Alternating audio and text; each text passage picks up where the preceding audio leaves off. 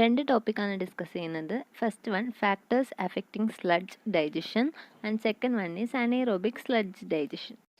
Factors affecting sludge digestion. So first one pH value, second one temperature, third one sludge seeding, and the last one mixing and stirring of raw sludge. pH value. During digestion, lot of volatile organic acids are formed. അതായത് നമ്മുടെ sludge digestion ടൈമിൽ ഒരുപാട് volatile organic acids ഉണ്ടാക്കാറുണ്ട്. ഈ organic ആസിഡ്സിനെ methane gas ആയിട്ട് convert ചെയ്യും. എങ്ങനെയാണെന്ന് ചോദിച്ചാൽ ഒരു special group of bacteria called methane formers. ഈ മീഥേൻ ഫോമേഴ്സ് ഈ ഓർഗാനിക് ആസിഡ്സിനെ മീഥേൻ ഗ്യാസ് ആയിട്ട് കൺവേർട്ട് ചെയ്യും.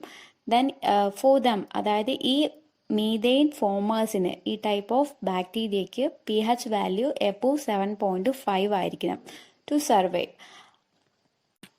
എങ്കിൽ മാത്രമേ നമുക്ക് ഈ ബാക്ടീരിയ വെച്ച് ഈ ഓർഗാനിക് ആസിഡ്സിനെ മീഥെയിൻ ഗ്യാസ് ആയിട്ട് കൺവേർട്ട് ചെയ്യാൻ പറ്റത്തുള്ളൂ. അതുകൊണ്ട് തന്നെ pH വാല്യൂ ഒരു മേജർ ഫാക്ടറാണ്. Temperature. Decomposition of organic matter mainly influenced by the temperature. അതായത് ഒരു ഡീകമ്പോസിഷനിൽ ടെമ്പറേച്ചർ മസ്റ്റ് ആണ്.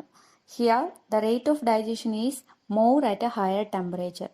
എത്രത്തോളം ടെമ്പറേച്ചർ ഹൈ ആകുമോ അത്രത്തോളം digestion takes place.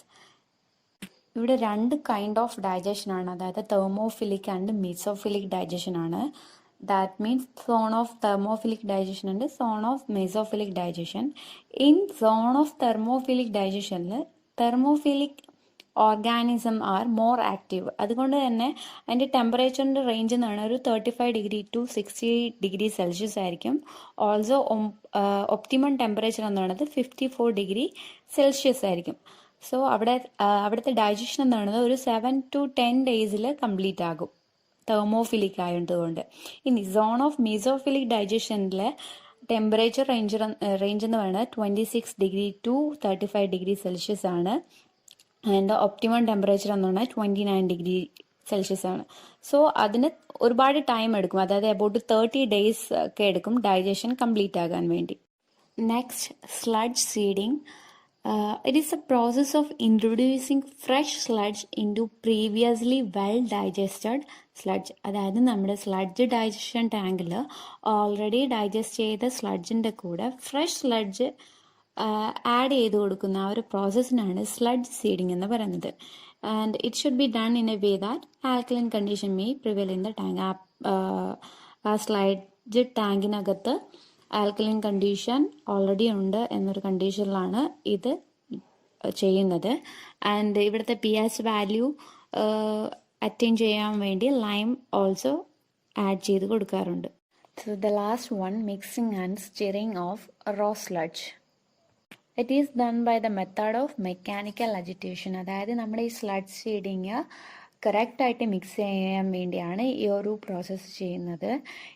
Due to stirring അല്ലെങ്കിൽ mixing, it results in even distribution of incoming sludge. വരുന്ന പുതിയ സ്ലഡ്ജിനെ ഇവൻച്വലി ഡിസ്ട്രിബ്യൂട്ട് ചെയ്യുന്നു. അതുപോലെ മെയിൻ്റനൻസ് ഓഫ് യൂണിഫോം ടെമ്പറേച്ചർ, ഒരു യൂണിഫോം ടെമ്പറേച്ചർ ഇത് മെയിൻറ്റെയിൻ ചെയ്യാറുണ്ട്. പിന്നെ സ്കം റിഡക്ഷൻ, പിന്നെ ഇൻക്രീസസ് ദ ഗ്യാസ് പ്രൊഡക്ഷൻ. ഇനി excess of stirring may kill the bacteria. That is, it is harmful. Exercise ചെയ്താൽ harmful ആണ്. Next topic is anaerobic sludge digestion. Biological process in which microorganisms break down biodegradable material in the absence of oxygen. ഓക്സിജൻ്റെ ആബ്സെൻസിൽ biodegradable ആയിട്ടുള്ള മെറ്റീരിയൽസിനെ biological process വഴി ഈ micro organism break down ചെയ്യും. ഈ പ്രോസസ്സിനെയാണ് anaerobic sludge digestion എന്ന് പറയുന്നത്. Aerobic പ്രോസസ്സിൽ സറൗണ്ടിങ്സിനായിരിക്കും ഈ ഡീകമ്പോസിഷന് വേണ്ട ഓക്സിജൻ കളക്ട് ചെയ്യുന്നത്. പക്ഷേ ഈ അനൈറോബിക് പ്രോസസ്സിൽ ഈ ബയോഡിഗ്രേഡബിൾ ആയിട്ടുള്ള മെറ്റീരിയൽസ് തന്നെയാണ് അതിൻ്റെ ഓക്സിജൻ സോഴ്സ് എന്ന് പറയുന്നത്. അല്ലാതെ പുറത്തു നിന്നുള്ള ഓക്സിജൻ ഒന്നും ഇതിന് ആവശ്യമായിട്ടില്ല. അനൈറോബിക് പ്രോസസ്സ് ആദ്യമേ ഈ വേസ്റ്റ് എല്ലാം പലയിടത്തുനിന്ന് കളക്ട് ചെയ്തുകൊണ്ട് വന്ന് അതിനകത്തുനിന്ന് ബയോഡിഗ്രേഡബിൾ ആയിട്ടുള്ള മെറ്റീരിയൽസിനെ വേറൊരു ഡൈജഷൻ ടാങ്കിലോട്ട് മാറ്റും.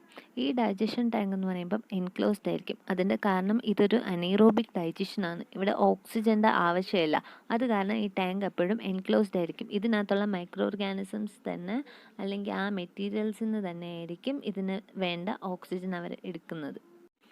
ഈ ഡൈജഷൻ കഴിയുമ്പോഴത്തേക്കും നമുക്ക് 2 മെയിൻ പ്രോഡക്റ്റ് ആയിരിക്കും കിട്ടുന്നത്. ഒന്ന് മീഥേൻ, മറ്റൊന്ന് ഡൈജസ്റ്റേറ്റ്. മീഥേൻ നമ്മൾ കളക്ട് ചെയ്ത് അത് നമ്മൾ ഇലക്ട്രിസിറ്റി അല്ലെങ്കിൽ ഫ്യൂവലായിട്ട് ജനറേറ്റ് ചെയ്യാൻ വേണ്ടി ഉപയോഗിക്കാറുണ്ട്. ഡൈജസ്റ്റേറ്റ് എന്ന് പറയുമ്പോഴത്തേക്കും ലാസ്റ്റ് ബാക്കി വരുന്ന ആ ഒരു വേസ്റ്റ് പോലത്തെ പോർഷനാണ്. അതിനെ നമ്മൾ സോയിൽ ഫെർട്ടിലൈസറായിട്ട് യൂസ് ചെയ്യാറുണ്ട്. അനീറോബിക് ഡൈജസ്റ്റേഴ്സ്. എന്താണ് ഡൈജസ്റ്റേഴ്സ്? നമ്മൾ മുന്നേ പറഞ്ഞായിരുന്നു നമ്മൾ വേസ്റ്റ് കളക്ട് ചെയ്ത് കൊണ്ടുവന്ന് ഒരു വലിയ ടാങ്കിനകത്തായിരിക്കും ഇടുന്നതെന്ന്. ഈ ടാങ്കിൻ്റെ പേരാണ് digesters. Huge vessels where chemical or biological reactions are carried out. ഈ ഡൈജസ്റ്റേഴ്സ് 2 ടൈപ്പ് ഉണ്ട്. ഒന്നുകിൽ convention or low rate digesters, അല്ല എന്നുണ്ടെങ്കിൽ ഹൈ റേറ്റ് ഡൈജസ്റ്റേഴ്സ്. ഇത് തമ്മിൽ നല്ല വ്യത്യാസമുണ്ട്. ഇനി ഇത് തമ്മിലുള്ള difference. Firstly low rate digesters. Low rate digesters എന്ന് പറയുമ്പോൾ ഇതിനെപ്പോഴും സിംഗിൾ സ്റ്റേജ് അല്ലെങ്കിൽ 2 സ്റ്റേജ് ആയിരിക്കും. സിംഗിൾ സ്റ്റേജ് എന്ന് പറയുമ്പോഴത്തേക്കും ഈ സ്ലഡ്ജ് തിക്നിങ്, സൂപ്പർനേറ്റന്റ് ഫോർമേഷൻ, ഈ വക കാര്യങ്ങളെല്ലാം ഒറ്റ സ്റ്റെപ്പിൽ തന്നെ ആയിരിക്കും നടക്കുന്നത്. അതേസമയം ഒരു 2 സ്റ്റേജ് പ്രോസസ്സ് ആണെന്നുണ്ടെങ്കിൽ അവിടെ 2 ടാങ്ക് പ്രൊവൈഡ് ചെയ്യും. എന്നിട്ട് ഫസ്റ്റ് ടാങ്കിൽ ഡൈജഷൻ നടക്കും. എന്നിട്ട് അതിനെ സെക്കൻഡ് ടാങ്കിലോട്ട് വിട്ടിട്ട് അവിടെയാണ് സ്റ്റോറേജും തിക്നിക്കും സൂപ്പർനേറ്റന്റ് ഫോർമേഷനും ഒക്കെ നടക്കുന്നത്. പക്ഷേ ഈ സിംഗിൾ സ്റ്റേജ് ആണെന്നുണ്ടെങ്കിൽ ഇത് ഈ ടോട്ടൽ കാര്യങ്ങളും ഒരുമിച്ചായിരിക്കും നടക്കുന്നത്. High rate digestion. ഇത് കൺവെൻഷണൽ ഡൈജസ്റ്റേഴ്സിനേക്കാളും കുറച്ചുകൂടി നല്ല ഡിഫറെൻ്റ് ഉണ്ടായിരിക്കും. മറ്റിടത്ത് സോളിഡ് കുറവാണെങ്കിൽ ഇവിടെ സോളിഡ് കൂടുതലായിരിക്കും. ഇവിടുത്തെ സ്ലഡ്ജ് പെട്ടെന്ന് തന്നെ മിക്സ് ചെയ്തിട്ട് അതിന് മാക്സിമം ഡൈജഷൻ റേറ്റ് അച്ചീവ് ചെയ്യാൻ വേണ്ടിയിട്ട് കുറച്ച് ഹീറ്റ് കൂടി പ്രൊവൈഡ് ചെയ്യാറുണ്ട്. എന്താണ് ഈ അനേറോബിക് ഡൈജസ്റ്റേഴ്സിനകത്ത് നടക്കുന്നതെന്ന് വെച്ചാൽ ഇതിനകത്ത് മൈക്രോ ഓർഗാനിസംസ് ഉണ്ട്. നമ്മൾ ഈ ബയോഡിഗ്രേഡബിൾ മെറ്റീരിയൽസിനെ കൊണ്ടുവന്ന് ഇതിനകത്ത് ഇടുമ്പോഴത്തേക്കും ഇവിടെയുള്ള ഈ മൈക്രോ ഓർഗാനിസംസ് ഡീകമ്പോസ് ചെയ്യാൻ തുടങ്ങും. ഈ ഡീകമ്പോസ് ചെയ്ത് അവിടെ ബയോഗ്യാസ് ക്രിയേറ്റ് ചെയ്യും. ഈ കിട്ടുന്ന ബയോഗ്യാസിനെ നമുക്ക് മീഥേനായിട്ട് അല്ലെങ്കിൽ കാർബൺ ഡൈ ഓക്സൈഡായിട്ടും ഒരു ചെറിയ വാട്ടർ വേപ്പറിൻ്റെ പ്രസൻസിൽ നമുക്ക് കളക്ട് ചെയ്ത് ഈ ബയോഗ്യാസിനെ നമുക്ക് ഹീറ്റ് ജനറേറ്റ് ചെയ്യാൻ അല്ലെങ്കിൽ പവർ ജനറേറ്റ് ചെയ്യാൻ, ഇലക്ട്രിസിറ്റി, ഫ്യൂവൽ ഒക്കെ ആയിട്ട് ഉപയോഗിക്കാൻ പറ്റും. ഇതിൻ്റെ ബാക്കി വരുന്ന ഈ ഒരു വേസ്റ്റ് ഉണ്ടല്ലോ ബയോഗ്യാസ് കഴിഞ്ഞിട്ട്, ഈ വേസ്റ്റിനെ നമുക്ക് നല്ലൊരു സോയിൽ ഫെർട്ടിലൈസറായിട്ട് യൂസ് ചെയ്യാൻ പറ്റും. കാരണം അതിനകത്ത് നല്ല രീതിക്ക് ന്യൂട്രിയൻസും നൈട്രജനും ഒക്കെ അടങ്ങിയത് കാരണം പ്ലാന്റ് ഗ്രോത്തിന് നല്ല രീതിക്ക് ഹെൽപ്പ് ചെയ്യാറുണ്ട്. ഇപ്പോൾ പറഞ്ഞ കാര്യങ്ങളെല്ലാം ടോട്ടൽ ഇതേ ഒരു ചാർട്ടിനകത്ത് കൊടുത്തിട്ടുണ്ട്. ഈ ചാർട്ട് നമുക്ക് നോക്കിയാൽ അറിയാം ഈ എനർജി ക്രോപ്സ് അല്ലെങ്കിൽ ആനിമൽ വേസ്റ്റ്, ഫുഡ് വേസ്റ്റ് ഒക്കെ കിട്ടുന്ന ബയോഡിഗ്രേഡബിൾ ആയിട്ടുള്ള മെറ്റീരിയൽസിനെ നമ്മൾ ഈ ഡൈജസ്റ്ററിനകത്ത് ഇടുന്നു. അവിടെയുള്ള മൈക്രോ ഓർഗാനിസം ഓക്സിജൻ്റെ ആബ്സെൻസിൽ അവിടെ ഡീകമ്പോസിഷൻ നടന്ന് ആ ഡീകമ്പോസിഷൻ്റെ പ്രോഡക്റ്റായിട്ട് ബയോഗ്യാസും ഡൈജസ്റ്റേറ്റും കിട്ടും. ഈ ബയോഗ്യാസിനെ നമ്മൾ കൺവേർട്ട് ചെയ്ത് ഇലക്ട്രിസിറ്റി ആയിട്ട്, ഹീറ്റായിട്ട് അല്ലെങ്കിൽ ഫ്യൂവലായിട്ട് ഉപയോഗിക്കാറുണ്ട്. ഡൈജസ്റ്റേറ്റിനെ നമ്മൾ ഈ ക്രോപ്പിന് ഫെർട്ടിലൈസറായിട്ടും യൂസ് ചെയ്യാറുണ്ട്.